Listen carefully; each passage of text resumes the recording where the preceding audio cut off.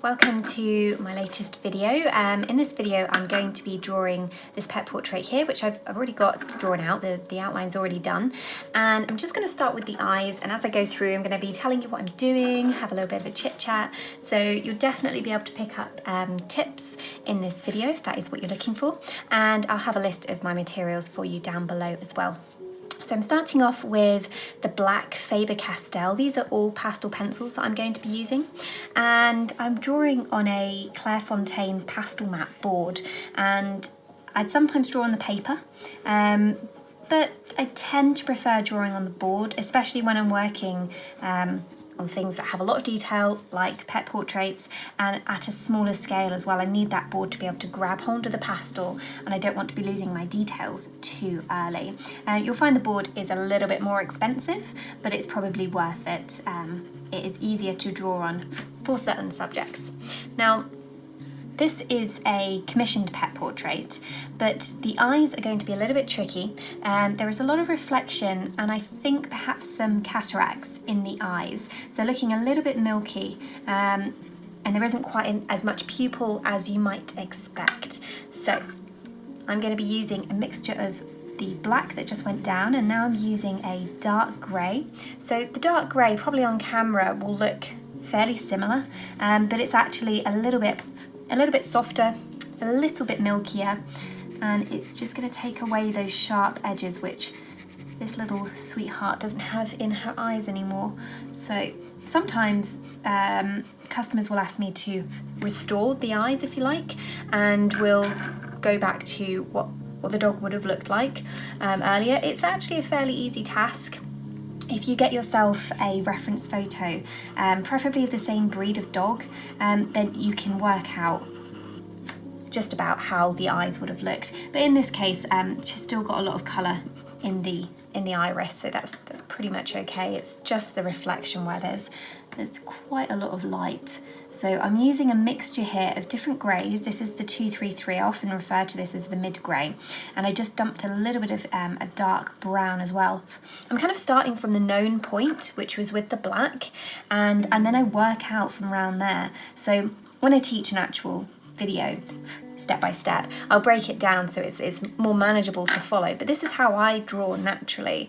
I just start kind of almost feeling my way around the drawing. So what I'm doing at the minute, I'm working up to the next big obvious area in this eye, which is the bright catchlight in the iris. And this pencil I'm using at the minute, it's another Faber Castell. I will probably use a couple of different brands in this drawing, but this is one of my most favourite pencils. It's the 182, and you'll find it extremely useful if, especially like me, you are doing a lot of wildlife.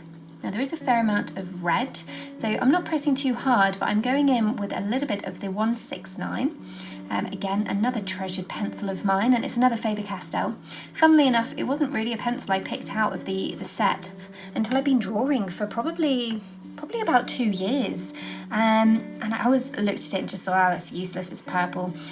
And then as soon as I picked it out, I just thought, why haven't I used this before? It's absolutely fantastic. So just a little sideline here. This is another brand, Cretacolor. I don't find a lot of people know about or use Cretacolor, certainly not in the UK. I think it's Austrian, could be wrong, could be German, but it's not UK based. And they have a few colours that I find particularly useful. I actually don't use the little red that I just used there very often, but there will be two pencils actually coming up in this drawing that I always tell my students to get.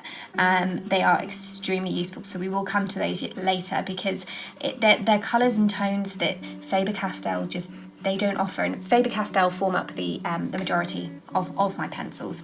If you've watched any of my other tutorials, you'll probably know this by now, just going back around with a bit more of the black. But there are some gaps, particularly when you are doing wildlife, which with pastels you probably will be tackling wildlife. That is what they particularly well purposed for. So I will come to those pencils later because they are really useful to have in your arsenal. So here I'm going back in with another grey. This time I'm using the 181, just feeling like it needs to be a little bit bluer. I'm being very light as I go over this because I will actually be going over with a light grey. Speaking of which, I'm going to sort of hit two birds with one stone and use the Carbothello 722, Stabilo Carbothello. And these are lovely pastels. They're very soft. They are kind of similar in some ways to the Caran d'Ache. They're not as buttery, but they're very nice and soft. And this is a nice blue-grey, so I'm going to be getting the reflection of the sky as well as the grey in with just one pencil. So I'd go in and press quite hard on this. If you were a beginner, I'd have probably told you to work up to the the reflection a little bit differently, just to ensure that it doesn't get too muddy. But the more you draw, the better you get a feeling for how much pastel the paper is going to take. That's the eye pretty much in. Might not look like too much at the minute, but we have to put extra details, of course, around it. And I'll always say in my videos that it's not just the eyeball, it's the eye socket that make it convincing. So I probably will dip back into that eye a little bit more. But for now, I'm going to just move out and start establishing the eye socket so I have a better idea of how the eyeball is sitting and whether there are some big errors in it. And it would just help me put in basically the final touches. I do often encourage people to work a little bit all over, not entirely, but try to leave an area unfinished is what I would usually say. You'll find that your drawings, they will come out a little bit better that way because you've left yourself some wiggle room to go lighter, to go darker, to add a few different colours, to adjust a structure.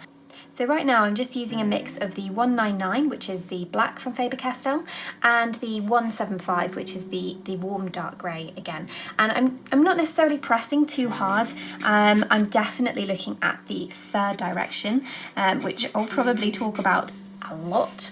And then I'm just sketching effectively with the pencils, and I will build this up as I become happier, hopefully, with the shapes and structures that I make in here.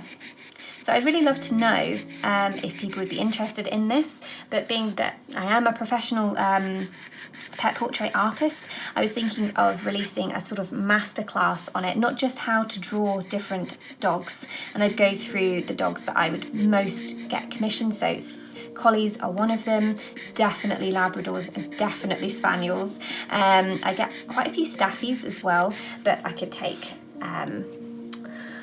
a poll to see what people would most like, but also in terms of how to actually be a pet portrait artist, how to do exhibitions, how to get clients, all of that. Because I had a mentor when I was starting and he was so useful, and there are plenty of people out there who probably don't have access to a mentor. I mean, it was total chance that an artist took me under their wing, but it was perfect timing. I was extremely lucky. So yeah, I thought about releasing a course on how it's done. So do let me know in the comments if you think that would be welcome. So you can see I'm leaving quite a few gaps in the tooth of the card at the minute, and that's my wiggle room, if you like. You know, that's for where I think, oh, actually that needs to go lighter, darker, whatever. There is a little patch of white or light grey fur here. Not the youngest of dogs anymore, so there'll be plenty of peppering with the light grey as we go through, which I absolutely love doing. It's one of my favourite things to do. You just get a really soft result, certainly the way that I like to do it anyway. So again, I'm just looking for the most important structures in this photo at the minute, so I'm putting in quite a few of the darks. I don't always work dark to light. Generally I do, but you know, there are lots of rules that I think, especially when you're starting out, you think, oh, I have to learn these rules, or I have to have the right materials, and you really don't. Just get going, give it a go. Put pencil to paper, paint to canvas, whatever it is you're doing, and see what happens. Because I used to let those effectively excuses hold me back a lot, and I still do. You know, oh, I don't have that material, or something. Whereas actually, you'll find that even if you haven't got quite the right materials, you can still have a really good crack at it, and you'll probably learn a lot in the process as well. And a recent comment that I had on a video was that I'd used pan pastels for the underpainting, even though it said it was a pastel pencil tutorial, and I thought, gosh, yeah, you know, that's how my thinking has changed in terms of it didn't actually cross my mind to put that I'd used pan pastels, because you can use the pastel pencils for the underpainting just as easily. It works just as well. So you know, it's just making sure that you don't make yourself a slave to, oh, this is the prescribed materials list, I can't use anything else. You probably can. I tend to just use what I have in stock. If there's something I want to make now, I would just give it a go and see what becomes of it. Definitely don't need to have, for example, Faber Castell pastel pencils. I would say on that note though, that the Derwent pastel pencils are probably harder to work with. If you've seen my pastel pencil review, they're probably my least favourite brand, but it's all personal preference. But if you do have those and you're struggling, they give yourself a bit of slack, because I think they are tricky to work with. They're very chalky and soft. Probably a little bit harder to get fine details with. So I'm still just using the black and that warm dark grey, and you can see I'm giving myself loads of soft edges as I'm working, so I am putting in the darker tones for now, and that will start putting in lighter tones in a bit. So I will be adding blue into this dog as well. You often find blues go with the blacks really nicely, blues and purples, you know, those indigo-y nice colours. They'll look really nice. They'll just lift it from being a total monochrome drawing, which it won't be anyway, because I'll be putting lots of ivories into the lighter fur, but it does lift your drawing. Right, I'll fast forward some of this, because I'll be doing pretty much the same thing, and then I'll meet you back when I'm doing something that is potentially a little bit more interesting. Okay, so I'm just going to put the second eye in. This second eye is quite tricky because of the angle, and again because the eyes, she hasn't got young eyes anymore. The way the light is hitting this eye makes it look just slightly cockeyed, and I don't think she is. It is just the angle of the photo. So I might have to take a little bit of artistic license with this one and pull and push it until the structure sits a little bit better than it does in the photo. This is one of the great things, of course, about doing a pet portrait, is you don't have to be enslaved to your photograph. So you can change or omit things as needed.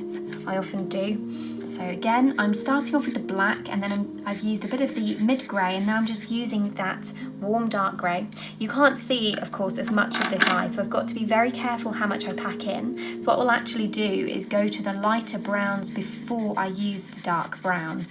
And that way I can make sure that I don't run out of space, which is so easily done when you're working in a really, really tight shape. So again, I'm going to take some of those nice lighter colours that I used before. I absolutely love working on eyes. I think they're most people's favourite bit. I do have a tutorial on drawing a dog's eye. I don't know whether it'll be out at the time of this video, but it will be coming onto YouTube. Again, I'm working with that 169, the pencil that I hadn't discovered for years, and it's absolutely brilliant. And then I will take a tiny bit of the dark brown. I mean, there is almost next to no space. So that is starting to come together quite nicely, believe it or not. You might be looking at it thinking, that doesn't look right, but I can see where it's going at the moment. Of course, I've got the reference photo as well, which does tend to help. So let's look for the light, there we go, lighter grey. That's just for the tear duct there. So I just put down a bit of a warmer colour underneath it first, and then put a lighter tone on top so that that grey doesn't look like this one, too cold. Add a bit of the white. I think this is the bit in the photo that is confusing the eye gaze and shape somewhat. I think that looks okay, but obviously I can alter that as I go through. So now I'm taking the black again because this needs outlining. Sorry, I hope I'm not getting my head in the way of the camera too much. I keep leaning into my work. Give everything a soft edge. And start to already mix between the warm grey and the black. Can always add the black, but obviously the black is the strongest tone I have, and it's the hardest one to therefore take away or draw over the top of. So you do want to be a little bit careful when you're working with the black. Okay. So just as a quick aside here, what I'm doing on this side of the face is I'm reducing the contrast between everything. I'm blurring it together a bit more because the camera is going out of focus over there, and the whole photo in fact is not a great photo in terms of the quality. The pose is lovely, and actually the lighting's also very good, which are more important to me than the quality of the photo and on all those details, because I can add details in. But I think this ear should be slightly out of focus so that it doesn't detract and we have a softer edge, because the whole feeling of this portrait is really tender. It's really sweet. So I don't want to go for a ton of details, particularly over here where there aren't a lot to be found anyway. So I'm going to make all this very soft. When the rest of the portrait goes in, that will make more sense. They're the kind of decisions that you get more and more comfortable making the more time that you spend drawing. And actually you start to realise that you don't need to put everything you can see in, or everything you think you can see. I often find people fill their drawings in with perceived details that aren't actually there. Okay, so for me, the next step is to start with the nose. The nose in the photo is not in focus, but obviously I've drawn a fair few dogs' noses by now. So it's really the overall structure again. It's not about the little details. It's the overall structure that is the most important thing. So I'm starting off with the black, and I'm just going in and denoting where the nostrils are, and then I'm filling in the bottom of the nose, which is in shadow in my photo. And the nose is very warm, so again I'll be using a lot of that 175. Other colours will enter this portrait, but not until a little bit later. So when I'm confident that an area is black, I am actually pressing hard and properly filling it in. Otherwise, the black won't have the impact that it should have. If you allow the grain of the card to come through and you get to the end of your drawing and things just don't feel quite right, sometimes it's because you haven't pressed hard enough and the overall finish just feels a little bit weak. Now I'm just going in with that 175, which does show up as being almost brown when placed next to that black, certainly in person.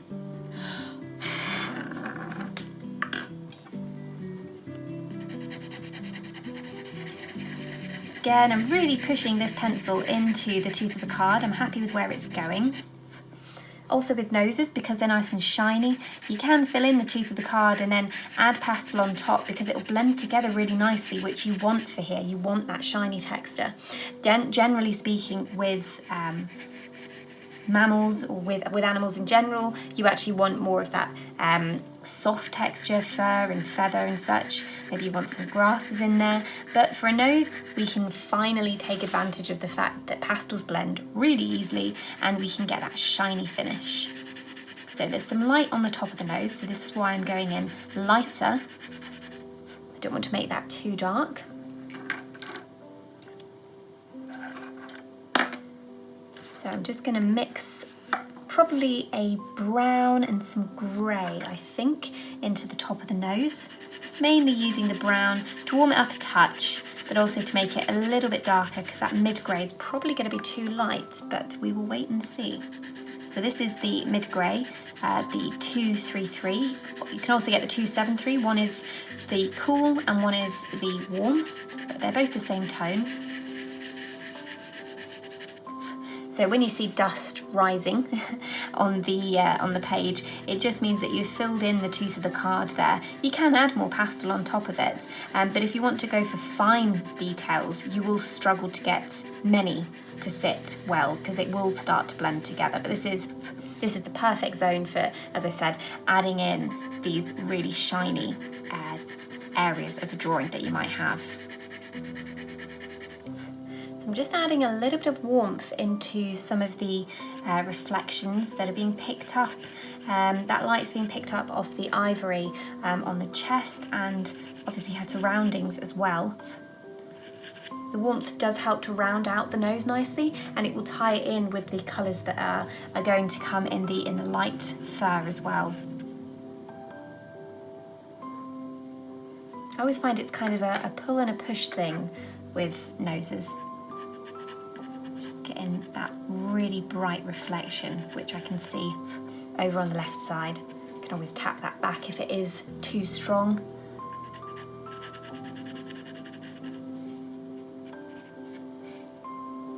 So just like I did with the eyes, I'm going to work around the nose now, which again, it just helps me to structure the nose finally, if you like, to finalise that structure. So working down underneath the nose, I can see a lot of warm tones. So this is the 283. It's like a burgundy sort of red-brown colour. I often use this. Again, I often use a lot of these pencils. It's another Faber Castell, but it is a useful one to have. And I'm going to mix that with its sort of cousin, I suppose, the 169 Caput Morton, which has a bit of a diapass to it, this colour. Obviously, it's not anymore, but Caput, I'm probably butchering the name, I'm sorry. Caput Morton 169 is a colour that goes back centuries, and it used to be made from ground dead bodies, which is absolutely disgusting. But it's one of the names that, even though I don't know how to pronounce it, is one of those names that I've remembered because it's got such a gruesome past. So just adding in some of the warmth I can see. I'm not pressing too hard because this is actually ivory fur, so this is an underpainting that I'm doing at the moment. So just going in sort of tentatively with that, and before I lose it, I will pop the mouth in because I don't want the shape of the mouth to be disrupted. And she has got this very gentle little smile, which almost feels slightly cartoonish to put in, but it's there in the photo. It's so sweet, so sweet. So, I mean, collies they just dote, absolutely dote on their human family. It's really lovely.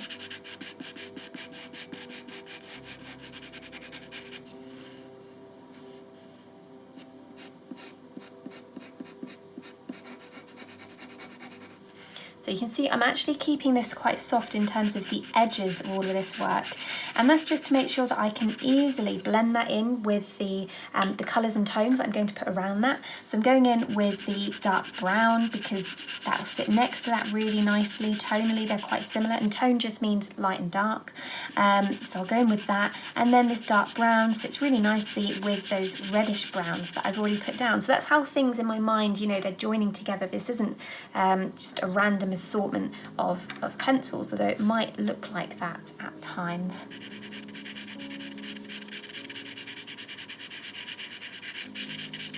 Okay, so before I make that too red, because it is at risk of going too red, I'm going to introduce one of those special pencils to you. So this is Cretacolor and it's Bista 47217, but you'll find it by searching Bista, ER.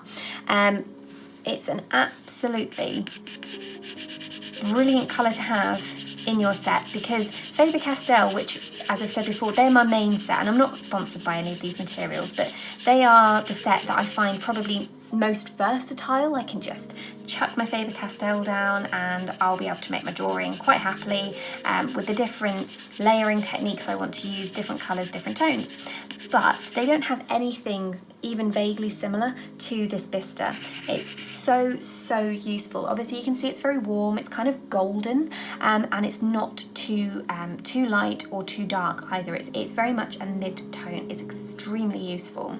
The only problem with the Bista is it's very fragile, it's very brittle, so you will get through a fair few of them, which is why I don't sharpen them too long, because they're a little bit tricky to keep sharp without breaking. So I'm just going to pop in the whisker follicles, which I'm doing very lightly with my mid-grey. Just keep looking at my photo, that's why I keep pausing, just to see where else I could use a pencil that I've currently got in my hand, what I might be missing.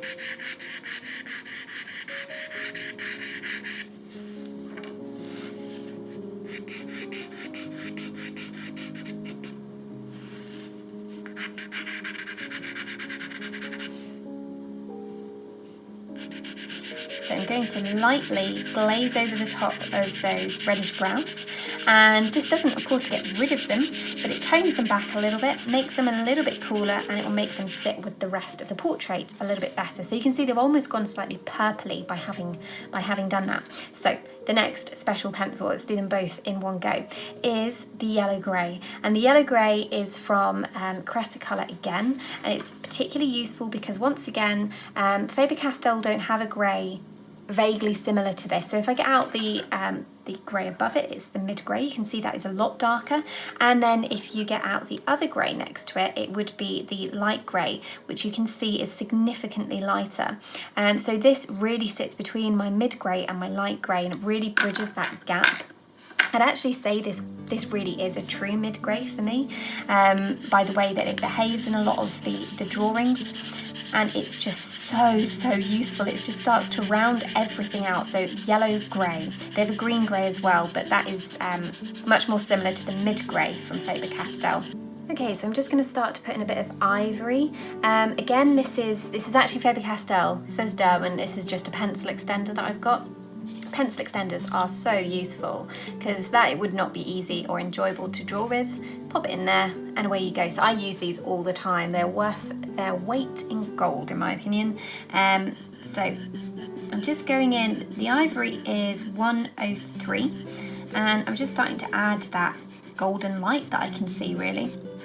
Obviously because there's a dark underpainting underneath, it will make all this quite soft, but that is the finish that I'd quite like because, as I said, it's a very tender pet portrait, and so I'd like to keep it fairly close toned actually.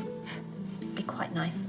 So I'm just going in, popping in the warm areas, and I will be using probably some other light pencils, probably a light grey in here, no doubt a little bit of white here and there, but I'll work up to the areas that are white so that they don't pop too much. And you can see I'm not adding in tiny details. I'm allowing little bits of the underpainting to show through here and there, but I'm most concerned about getting the fur direction correct and actually this to be just quite soft. So I'm really just brushing it on and off the page, and you'll see, hopefully, at the end of the pet portrait that this does produce a really nice finish. So I tend to think that being able to draw in this manner will just come with practice if this is something you're interested in learning how to do. And I know you might be rolling your eyes and saying, well, everyone always says it comes with practice, but with practice comes confidence and just being able to relax into your work. If you can relax into your work just improves tenfold, honestly, overnight, because you loosen up in your wrist, so the markings that you can make will look much more natural, which especially for things like fur work is a massive plus. Because you're looser and more relaxed, your markings won't look so stiff.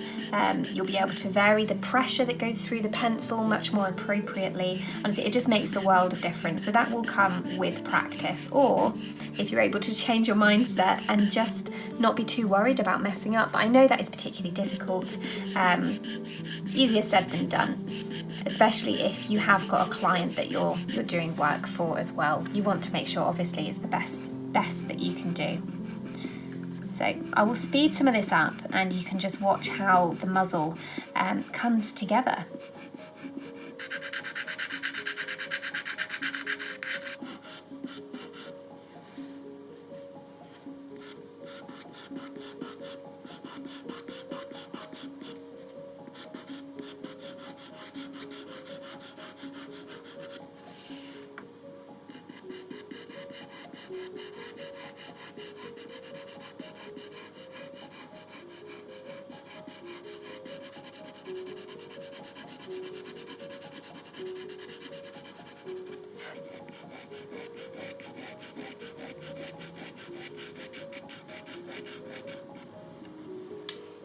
Okay, so just diving in with a bit more chitter chatter. I'm really happy with how this is coming together because the lighting is really nice and soft. I'm really getting a feel of it being real. And you can see as I drew, I used quite a bit of white here and there, but if you look at this, you can't see white bouncing out the page. So I've been really careful how I use it to make sure that I don't overwork those areas and make them too bright and feel a bit false. So I'm really using the ivory and my light grey to just tone everything down and keep it a little bit quieter than it might otherwise be. So again, here's the light grey, and you can see in some areas I am adding fine details. And this is giving the feeling of detail to the rest of it. And that's more to do with exposure and the angle as well, at which we're looking looking at the fur. So I've actually just made this bit a bit too wide, but it's not a problem because it's sat next to black, so the black can cover up that section and push it back a little bit, and then I should get the correct shape for this little dog again. So there's quite a bit of the warmth underneath, so I think the chin, the lower jaw, is probably going to be fairly straightforward, and a lot of the 103 is going to be used. Still little bits of the underpainting showing through, and also by varying how hard I'm pressing with my pencil will change the way that each stroke appears. Some will look more ivory if I've pressed particularly hard, and some are going to look darker, of course, if I don't press too hard, because it will mix with the colours that are underneath. So that is why an underpainting is really important. It does, I think, in the end reduce the work that you need to do on a portrait, because you can get a greater variety of pencil marks in different colours and tones and everything. So I always adjust the underpainting as I go through. It's just never finished. I'm never fully satisfied with it. I'm always going to be tweaking it, and I'd say that is something that I'd really encourage beginners to start doing in your drawing. Is don't, you know, especially if you're following a tutorial or something like that, don't think, oh well, that step's finished, so I must leave that bit and go on to the next bit. If you see something that needs adjusting, adjust it, but adjust it mindfully. You know, try and work in a methodical way, and then you should manage to avoid overworking your drawings too much.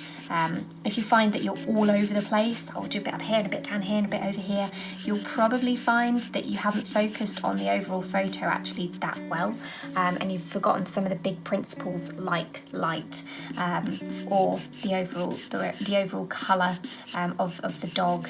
You can just get a little bit distracted by picking at things, and it doesn't quite sit right by the end. So I always make sure that whatever I'm doing it for a reason. So for example here, I've seen this colour in the photo, so I'm just picking up the warmth that I'm seeing in the photo by adding some of the 182. It's that lovely golden brown colour. Again, another Faber Castell. And speaking of Faber Castell, although pretty much all of these pencils are, I'm going to use another one here, which is the 283. Again, I can see some red around the mouth, so a little bit more there. Starting to get a nice depth, feeling a nice light as well, and it's trailing from the nose into, well, the rest of the nose, but into the fur on the nose quite nicely there, I think. A bit more of a curve and a shine coming over the nostril. This is a really nice soft pencil from Stabilo, so I can pull and push what I'm putting down quite a lot.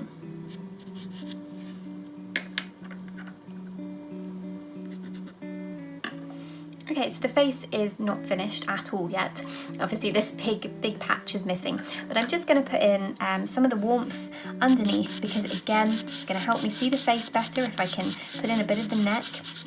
So this fur is actually ivory, and I'm going in, of course, that 182 is quite dark, but I'm being very, very light with it because there is a lot of gold, if you like, in the shadows. The shadows are very, very warm, so I want to get that in the underpainting, and then I should be able to go over the top pretty much just with the ivory. Probably use a little bit of the white here and there. I could even use some pink, actually. I can see opportunities for pink in here. It might be me getting a bit too carried away, but we'll wait and see. So I'm being, as I say, very light with this because I must make sure that the fur doesn't become too dark.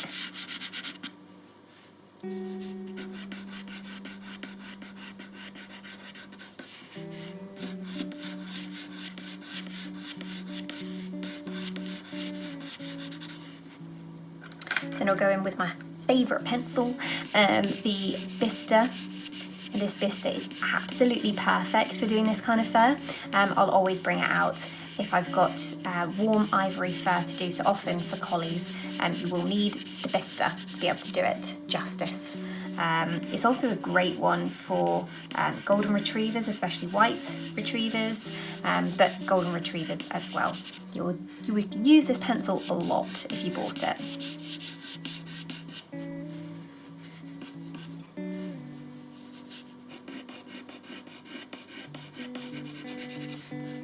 So the places that I've left there on the page, I've left because they're a lot lighter, and I just don't want to fill everything in too much. So I very much just build these things up, and again, this comes from experience. This isn't a proper in-depth lesson, so that's why I'm kind of just zooming ahead into drawing it, but you can hopefully see where I expect the underpainting to take me. So as I'm drawing over that underpainting, those fur markings are darker, they're softer, and then the areas that I've left with less underpainting or no underpainting, they're going to be lighter. And of course, if I press harder, I can get lighter markings anyway. Because I really didn't press too hard with the biscuit or the 182 on purpose. As I kept saying, I wanted to make sure it didn't get too dark in here.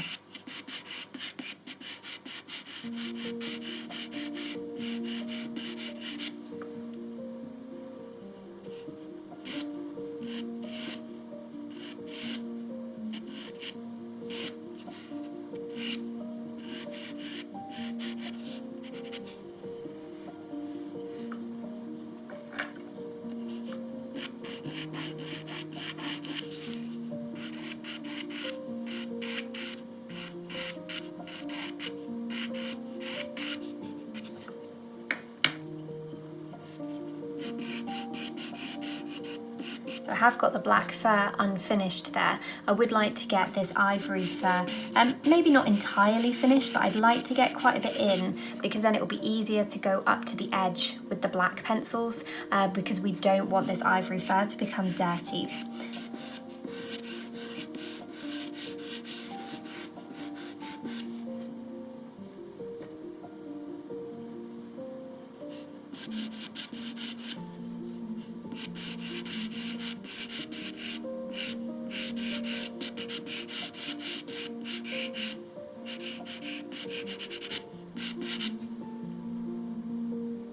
Okay, so just to give you some context, I'm now coming at this for day number 2. It's my second day on this project.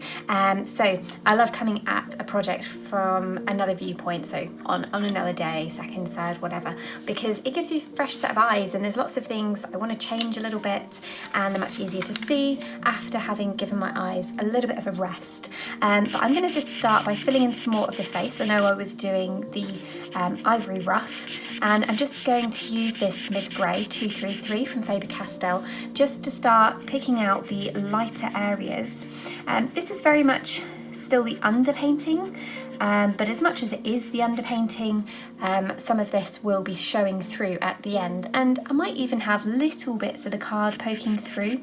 The warmth isn't going to be totally unwanted. It's going to help tie the drawing together a little bit, so I'm not always adverse to that, but generally speaking, I would say, especially if, as I've said before, you've got black, you do need to fill it all in if it needs to be dark. But when you've got lots of texture and different colours showing through, so we've got this nice salt and pepper fur to be putting in, then a little bit of card here and there can just help with those textures, really. So just using this nice and gently, trying to follow the fur direction as best as I can, and what you'll often see is me doing just this, and I turn the artwork. I don't try and turn my hand around what I'm drawing.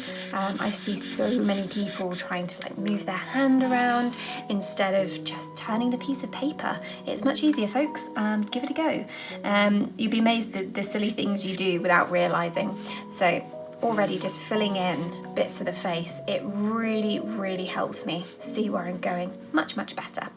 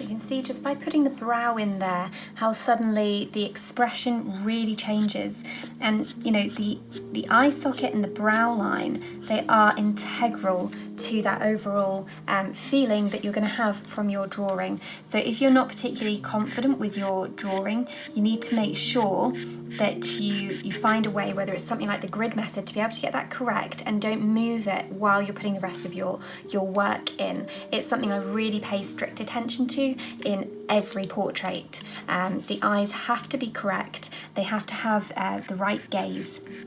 So if you think the drawing is now correct, that's done, then maybe get that in first, because you don't want to lose that, especially if you're new to drawing.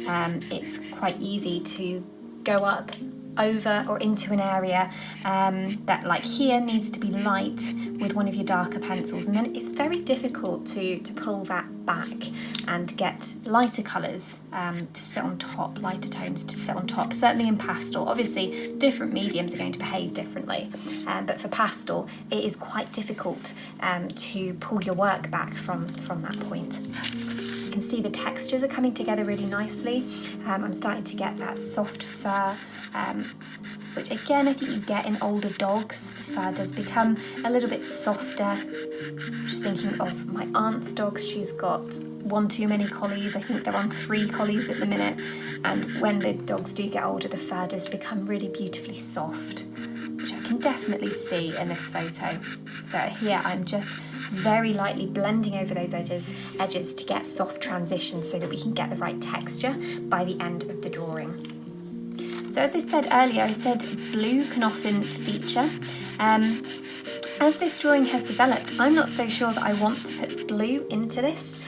It's a very warm drawing, mainly because of that ivory, and I think the blue is going to disrupt it a little bit. I think I will probably leave it as it is. It's working out really nicely.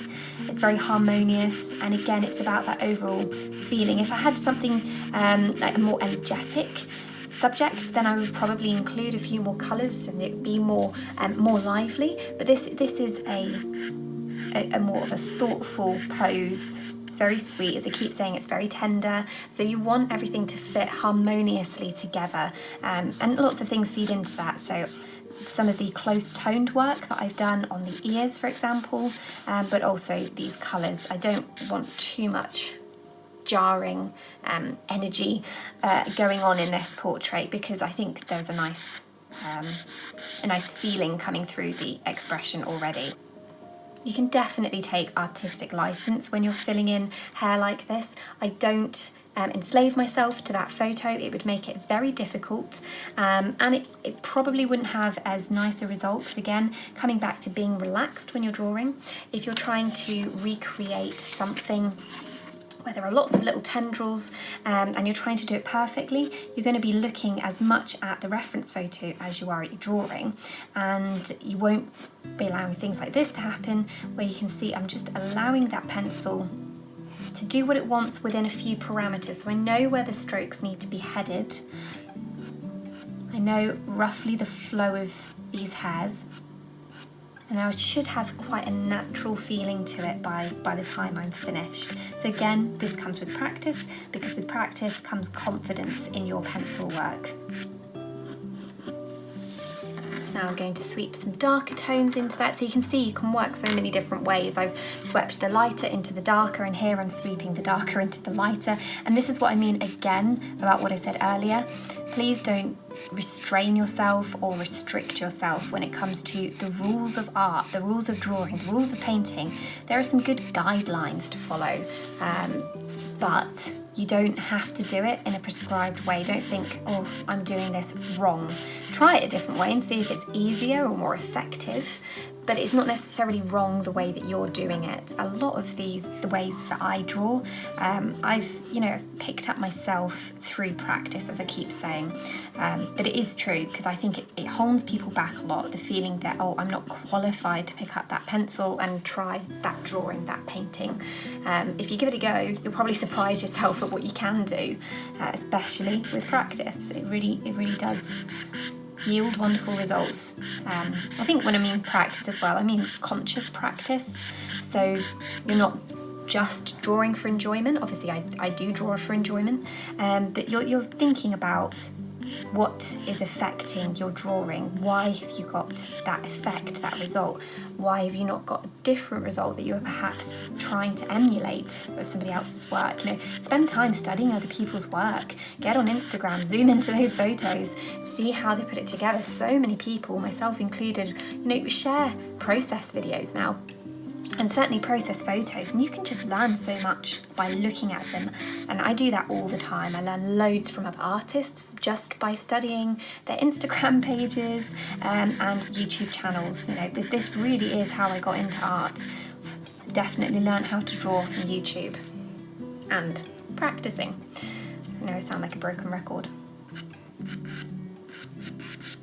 So I'm very happy with how that ear is coming along. I'd say it's nearly finished. So at that stage, I tend to leave things and I move on, she says, just looking at it and seeing something else, and then come back to it towards the end, which is when I'd be like pulling everything together. And when I say pulling everything together, it's making sure that my lightest lights and my darkest darks are in the correct places, and adjusting it if needed. Checking that the overall harmony of the drawing is correct, which would usually, if there's a problem with that, it is because of tone, so light and dark, or because of colours. And so be just checking that it's all sitting well together. And then it would be final details really. So often for me that's soft edges and adding those flyaway hairs, adding whiskers or lashes, you know, things like that, which can be easily smudged. Parts of the ear like this.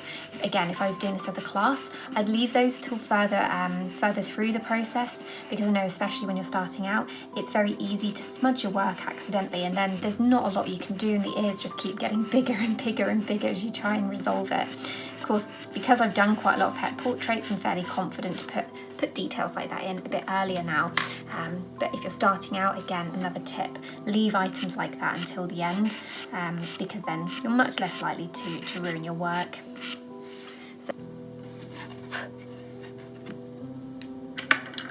So that's really helped the shape of the face. Again, it's probably not finished, but it helps tie that together. And then starting to fill in the leftover black fur here. Again, this is a lot of reflection over here. There's a lot of light, but there's also, again, the salt and pepper effect. So I'm going in with this mid-grey first, and you can see I'm just weaving it over the top of the darker tones.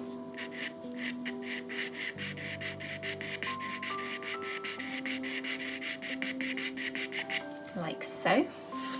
I'd love to know in the comments if you found this video good, and what you've liked about it, if you have, and room for improvement on it as well.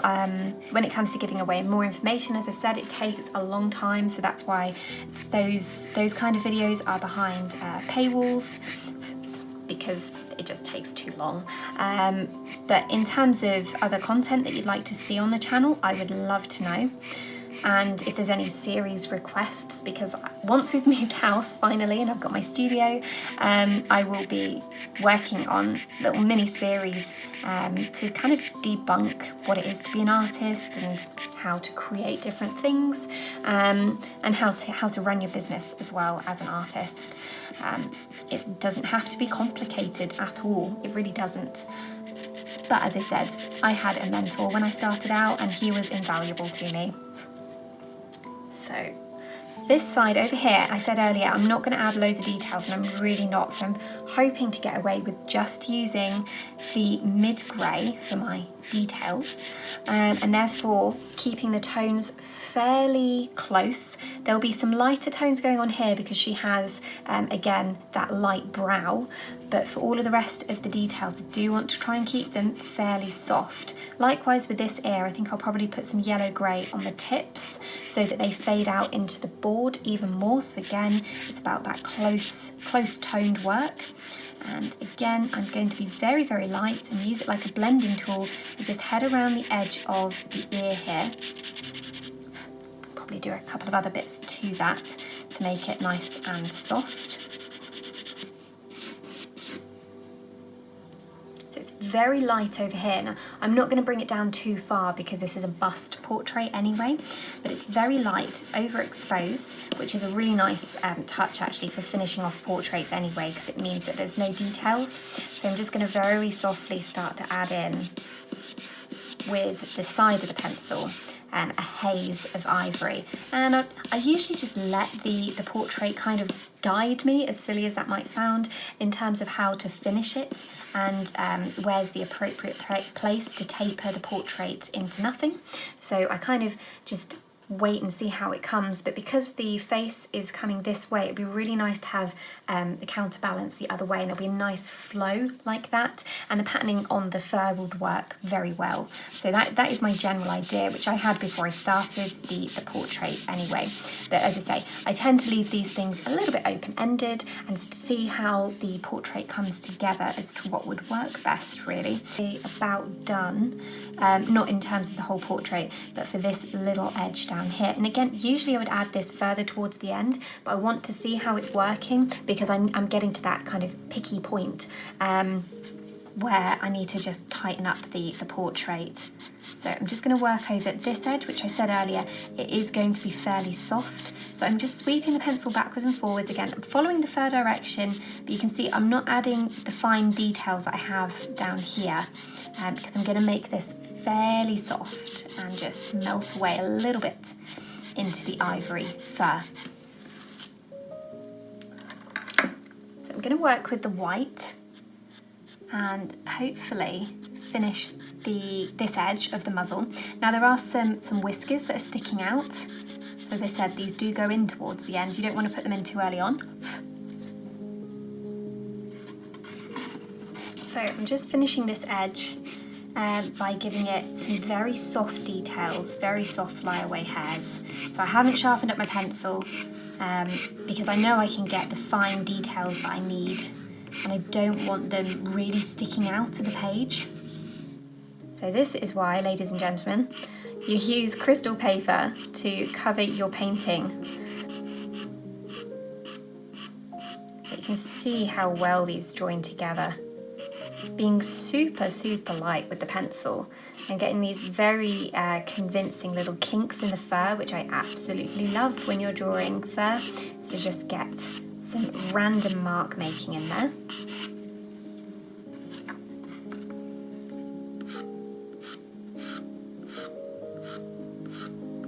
So again, I don't want to go too crazy with the edge work because this should really now be sitting on top of the background that I'm going to pop in. But I will keep the background very simple.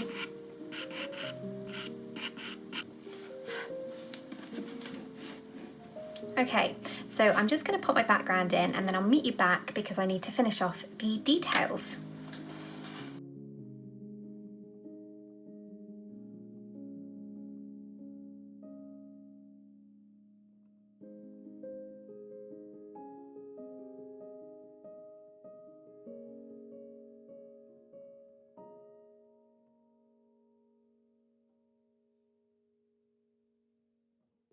Okay, so I've put my background on.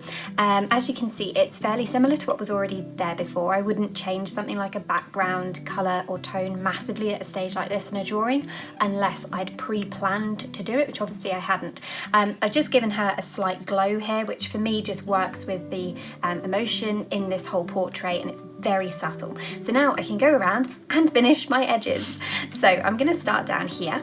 And I need to be very careful not to lean my hand into my work now. So I'm just being very, very light. This is the white. This bit is just so fun. If you've got the confidence with your pencil work, which you can get by following my classes.